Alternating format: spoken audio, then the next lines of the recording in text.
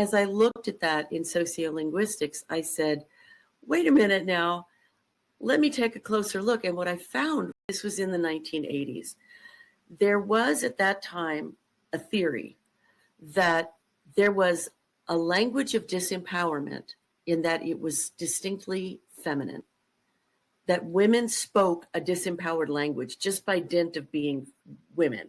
And I went, that doesn't pass the smell test. So I started doing all this research, and I ended up finding an incredible study that was done. This is so much fun to me, where they took one woman who was a VP and put her in a room with 10 other VPs who were all men.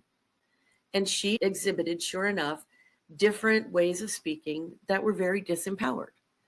One of them was, instead of saying a sentence like a statement, saying it like a question.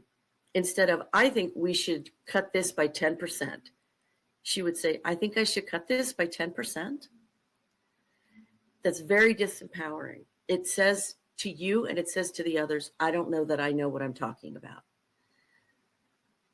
That's a terrible way to be as a VP or as a woman, as you forget it. It's just not the way to make yourself be powerful in your life. And you have to be powerful in your life, and you should.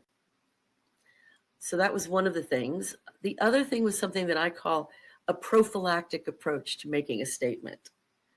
And it is, I don't know if this is the right time to say it, and you probably won't agree with me. And I could see how somebody might think this was wrong, but, and then you say what it is you want to say. It takes, in certain power over perceived situations, a lot of courage to just say what it is you think what you think. So they then went back to the same situation. They took one man who was a VP and they surrounded him with 10 women who were VPs, and he exhibited the same linguistic tendencies. Ta-da! So it's not a language of feminine, it's a language of disempowerment, of perceived disempowerment. So that was long ago in the 80s.